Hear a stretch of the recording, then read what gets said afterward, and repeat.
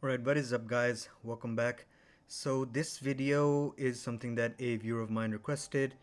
They wanted to know which matrices they're supposed to be using on different sets of heroes. And I'm gonna go by what I have in my own list over here rather than the tier list that I made for heroes. That video is also out there if anybody wants to see how good heroes are, but this one's gonna be focusing only on matrices and my suggestion for them. This is again not set in stone, and the reason I am making this video is to help some of you guys out with your decision making. Remember, matrices are not something you can't swap later on. They are easy to swap. You just need like 100 gold mementos. So even if my suggestion is not working for you, you can just easily swap to another one. So starting off with Sintra, who I have at gold from the lowest. So Sintra is good with Outburst Directive Array. This is because every hero from artillery in season 0, they need the chance of disarm resistance. Otherwise, you are not going to be able to do much until unless because you don't have Animox, you won't be able to do anything. Special combat is really good on her because this is a fast kill hero. She gets bonuses in the round 1, 2, and 3, I think. So special combat directive ray is good on her only if you have Animox in your march or if you have Magni. But if you don't have these two heroes, I think Outburst Directive Array is the one that you wanna go for. And the same is true for Sophia. Exact same advice I'll give. So next up is Miriam. Now Miriam has leadership skills.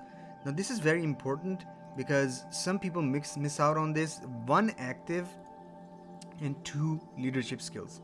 So for her matrix, you would want something that increases leadership skills. So coordination directive array is the one that you want to go for on her, not cover directive array.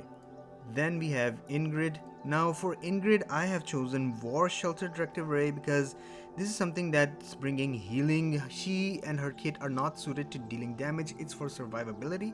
You can see that this is going to reduce damage.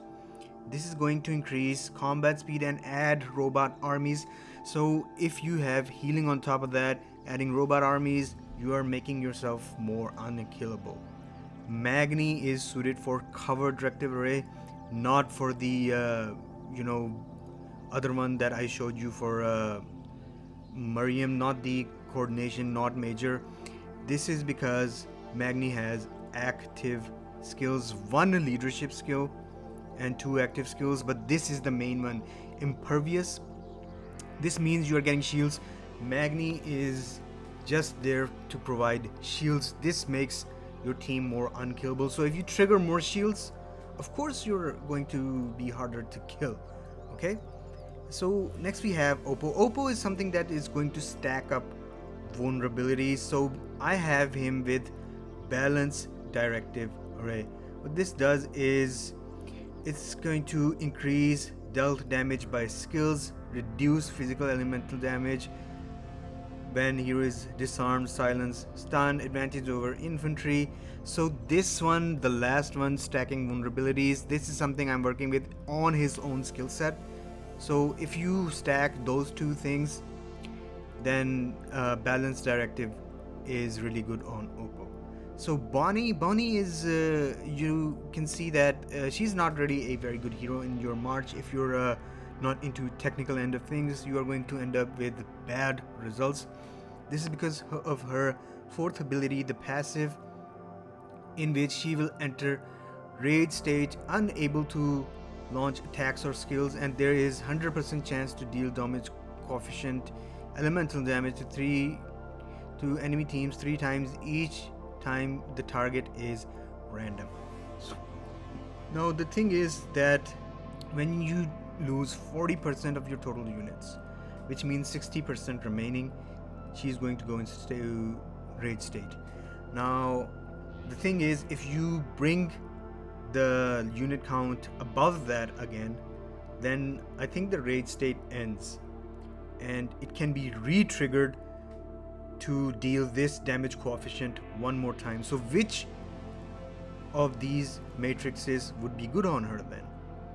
I would say War Shelter, so you could heal up and take advantage of that, but some people are using it with Rage Directive Array, so that's more of a play style choice. Laurent is good with Cover Directive Array. I don't really need to say much about this. This is a jungling hero, by the way.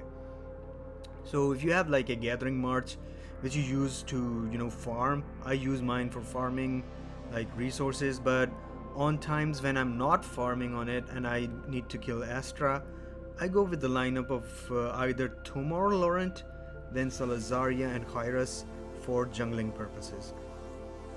Samuel Kingmaker. Okay, so I'm going with Storm Directive Array because of the silence ability he has. So it brings about healing, it gives advantage, and increase elemental damage to silenced targets.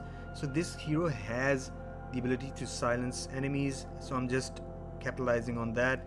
For Zafar, he was a S0 hero, so again, either the middle one or the right one, like I explained in the beginning. The same for Hino. So for Vangura, I'd say you can go for you know, initiative, the directive array, the middle one, so you can deal more damage. But I am using balanced directive array. This wasn't really much of a, you know, choice. Vangura is I guess most shit of the tanks, so once you can just get rid of him and replace him with something better. Hardy you could go with for Cover Directive Array because he has 3 active skills.